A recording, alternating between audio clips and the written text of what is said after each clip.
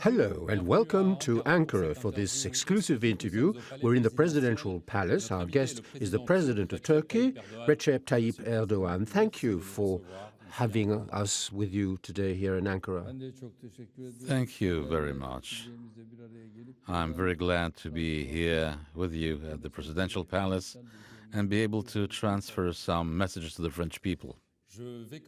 I'm going to start with the situation which is particularly tense with Russia. In recent days, there have been some fairly serious incidents. A Russian military aircraft was shot down by Turkish forces. Turkey says that it violated Turkish airspace. It did not respond to 10 warnings.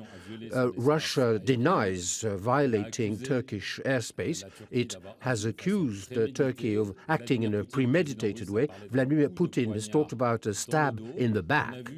And in recent hours, we've seen Russian military reinforcement with the deployment of anti-aircraft missiles, a guided missile cruiser.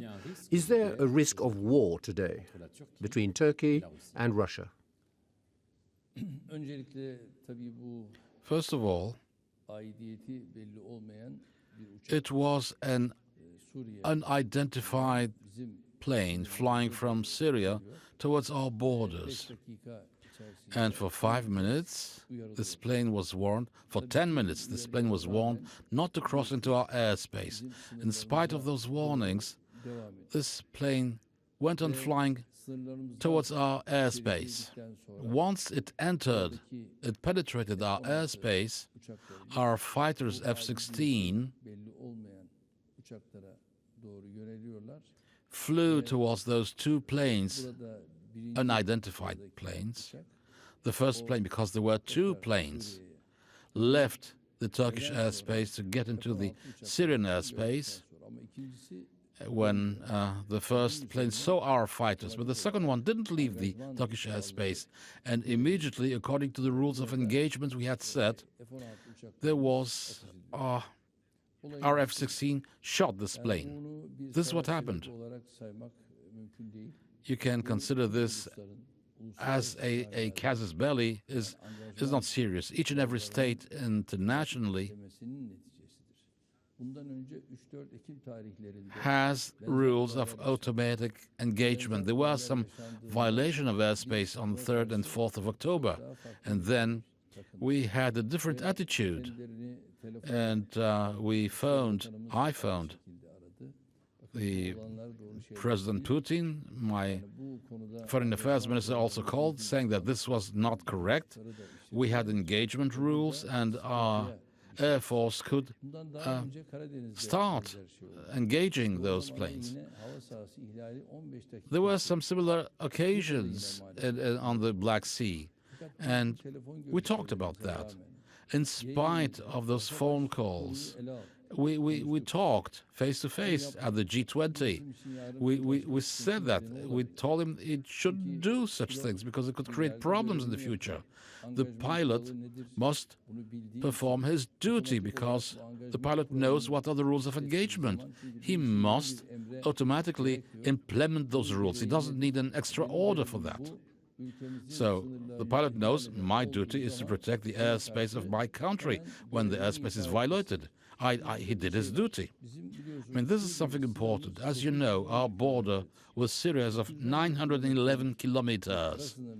On such a territorial border of 911 kilometers, you can imagine what is the extent of our airspace. So it could be a fighter of the Syrian regime or an unidentified plane supporting the regime. How can we know? We do not want any tension.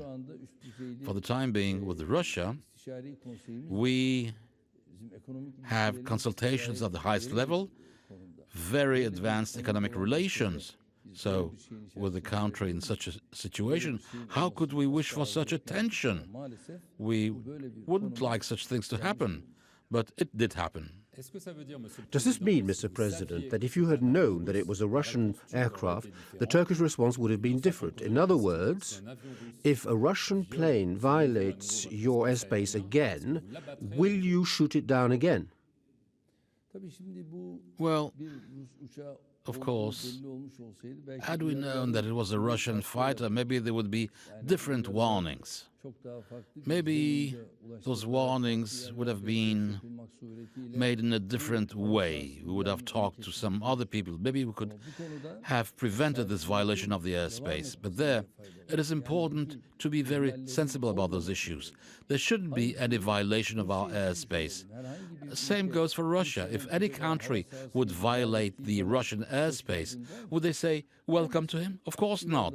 They will warn him, and after the warnings were applied properly, okay. And if not, they would do the necessary job, because those things are about sovereignty. No state, no country can accept to renounce its sovereignty, neither in the air, nor at sea, nor on the land. Everybody should be careful about that.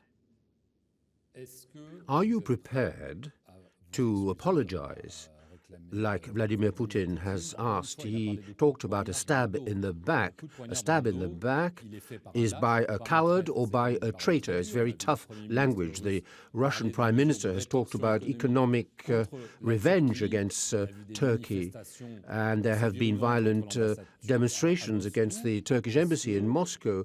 Are you going to respond to these words and to these acts? Well, first, Mr. Putin didn't return my call. We delivered informations to their military attaché, to their ambassador. From our Minister of Foreign Affairs, we gave them all the details from A to Z. No requests were addressed to us. But before asking such things, we should talk about it first. Why did it happen that way? What happened? What's up? And a certain time after the event, I called Mr. Putin, and until now, Mr. Putin did not return my call. So as long as there is no return call, it's another discussion to talk about what should we say and how. I mean, see this from that point of view is erroneous. If we look for the guilty people, it's another issue. It's another issue of negotiation, because as a country, I have the evidence, the proofs, everything is clear. If given all those evidence and the documents, if in spite of that, what do the Russians think? For the time being, all the data is in my radar stations, and given all this evidence, does Mr. Putin have the same elements? Are the people in charge, do they have the same elements? I have all the data. I have all the conversations with the pilots. The warning 10 times for 5 minutes, I have the tapes, and we aired them in our TVs. He must know this, he must listen to that. And then, after all this, on this issue, we cannot accept that all this be termed as lies. I mean, I have the data coming from the radar bases, and I looked at all the evidence, and our allies also received all the data, and the data confirmed ours. NATO confirms our data.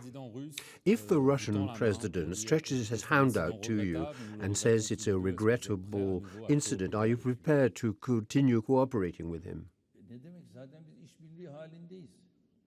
Of course, we are cooperating with them. We do not consider this as a source of tension. Of course, we have to shake hands. Of course, we have to carry on together to work, because it is not necessary to satisfy this person or that person. In such situations, there are elements of provocation, and there are also some elements of provocation. People who throw stones at our embassy, throw tomatoes and rotten eggs, all this are, something which is emotional and erroneous. Such things could have happened in my country, but I wouldn't allow this to happen. And our law enforcement forces would be sent on location immediately and would prevent this kind of action around the Russian embassy, because all the embassies, all the buildings, diplomatic buildings, are under our guarantee. We are in charge of the security. If we don't do it, it would be a mistake of international diplomacy. Police is there while those people do those actions, break our windows. Police cannot just look at it as if they were looking at a football match. No, this approach is also a problem. We are saddened by this kind of attitude. At a time when such things happen, we have to preserve our calm. It's our duty, and we have to carry on, and we are calm. When Russia says that you're an accomplice of the terrorists, some people say you help ISIS to sell oil illegally. What do you reply? I'm really sad because of those statements. I have to say that very openly.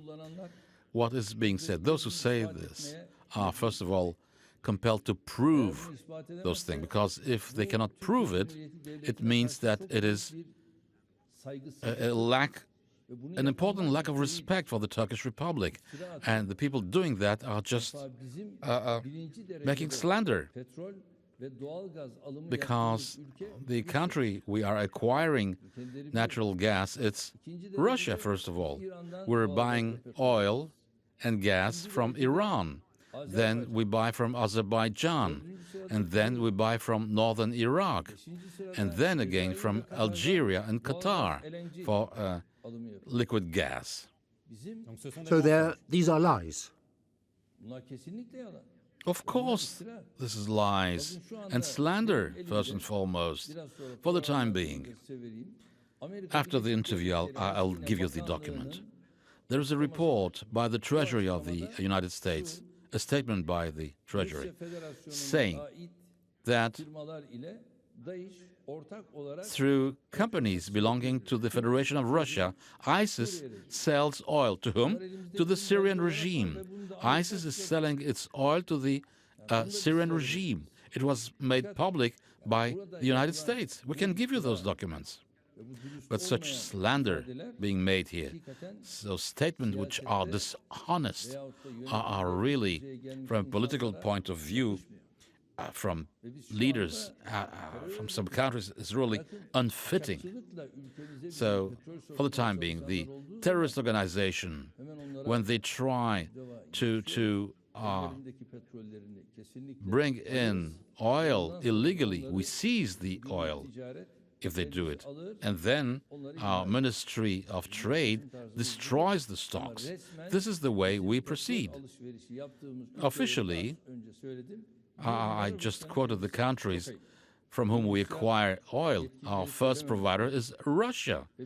The Russian leaders should not say such a thing. It's a shame. We have never, ever such trade with terrorist organizations. If you say that, you have to prove it. And when they will prove it, Tayyip Erdogan will not stay here. But those who do the slander, will they leave? We'll see then. We are living in honor, and we shall go on living as people of honor. I will tell you, in 2014, we have seized 79 million liters of oil, illegal oil. Once we have seized them, our Ministry of Foreign Trade has destroyed them. Let's go back to the situation in Syria. You have seen that the presidents of the United States and of France say that they would like Bashar al-Assad to leave, but the enemy is the Islamic State group. Do you have the impression that today, in Syria, we have to, first of all, make war against the Islamic State group, and the question of Bashar al-Assad will be dealt with later? Well, listen. The two are processes that should be led together, and they are currently. Russia acts together and supports the regime. Iran also is supporting the Syrian regime. But regarding the fight against ISIS, are they fighting ISIS? Yes or not? This is the question. I'll tell you clearly, no. They're not fighting against ISIS. Currently, especially in the areas where Russia is fighting, it's Latakia and north of Latakia. The regime, the Syrian regime, is bombarding the area where the Turkmen are living nearby Buzhak. And for over a month and a half, over 300 Turkmens, which are the opponents, the moderate opponents, were killed. And among them, it's mainly Turkmens. And last week, there were 20 Turkmen who were assassinated. Those are Turkish-speaking people from Bayburjak. We see this before our eyes, but ISIS is not there. ISIS in the east, in the area of Jarabus. And there is no fighting against ISIS there. Who's fighting ISIS? It's the forces of the Western coalition. And for the time being, the forces of the coalition are bombarding from the air, airstrikes, supporting the Free Army of Syria on land, and are fighting against ISIS. And there we have serious results. But there, we have seen no serious fighting of Russia against ISIS. For several weeks, we have been talking about an imminent joint Turkish-American operation to lock the border between Turkey and Syria. Can you say more about this? Finally, will this border be locked soon? It's already underway. But it hasn't been done yet. But on the line Mare Hercere, we are carrying on this fight with airstrikes, and on the ground, it's the Free Army of Syria which is fighting on the ground. Regarding this border, we have a crystal clear position. No one can say that this border is open in front of ISIS. We have, until now, prevented the incoming of 27,000 people. But very seriously, there are 2,550 people that we have expelled, and they left. Are you embarrassed by the fact that the Americans and the West in general are supplying the Turkish Syrians of the PYD with weapons? This is something that from the onset I discussed with my dear friend Obama. Is he listening to you? Well, he got the point now, because the weapons he's delivering to the PYD go to the terrorist organization, because PYD is a terrorist organization, and part of this weapon go to the PKK. When the jets are parachuting the weapons, part of the weapons go to ISIS, to YPG also. What we're being told is this: yeah, but YPG and are fighting ISIS. I say, look, okay, but if the fact that the terrorist organization is fighting against another terrorist organization makes that this first terrorist organization becomes a good one, come on. Al-Nusra is also fighting ISIS. Is Al-Nusra a good organization, pretending that it's fighting ISIS? You can't say that. So all terrorist organizations are bad. This one is also bad. So all of them are threats against us. And against this threat, we have together to fight together. Very briefly, I'd like to talk about the summit that will take place at the end of the week between the European Union and Turkey. The European Union is asking Turkey to control the flow of refugees arriving in Europe. In exchange, they have promised 3 billion euros to Turkey over 2 years, reopening of negotiations. Turkey wants more visas for their citizens to travel across the European Union. In your opinion, will there be an agreement very soon between the European Union and Turkey? It's the Prime Minister who will take part in this meeting at the European Summit. What we were told recently is that we will receive 3 billion euro in 1 year. And besides, There will be some towards the end of 2016, there will be a lifting of the ban on Turkish visa. But all those issues should be settled as soon as possible. Mid-December, we were told that the 17th chapter of negotiation would be opened. But for us, the crux of the matter is that we should share the burden of the emigration. The more we'll be able to share the burden, the better we'll be able to control the flux, the flow of refugees. I always suggest to my friends, those I talk to, I tell them this: we have to create a safe zone free of terrorism in Syria. I discussed it with Mr. Obama. I discussed it with the representatives of the European Union. But are the Americans and the Westerners in favor of this safe zone? They're very skeptical, aren't they? I'm talking about a safe zone free of all terrorism. If you look at it with skepticism, what do you want me to do as Turkey? How far can I go welcoming refugees in my country? We have 2.5 million refugees in Turkey. How far can we go? We try to find a solution for 2.5 million refugees. We open our borders. What about Europe? Europe is panicking because they have 300,000 refugees coming in. Europe has much more financial means. It has a larger space than us. They are panicked. What do we have to do? What are we going to do, Turkey? We have to share the burden. Let's do it together. Let's create such a zone in Syria. Let's make such a safe zone in Turkey, even more than 5,000 square kilometers. Those people want to go home, to go back to their homeland.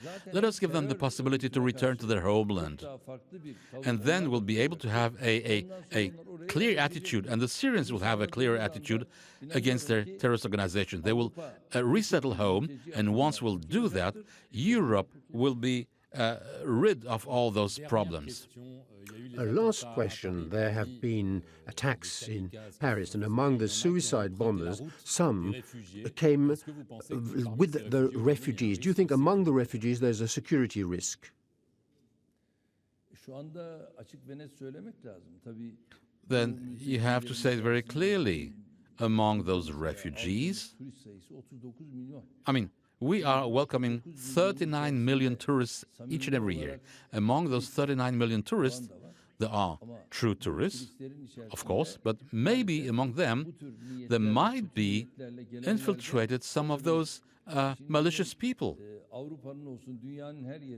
But for Europe or anywhere in the world, you have to look at it. But we have to make a clear-cut difference. Who is a refugee? Who is a terrorist? It's important to make this difference. Who should make this difference? Each and every country, the administrations of each country, the people who control the borders should make this distinction. And all through the world, there should be a good sharing of information, of intelligence. It's not done the right way.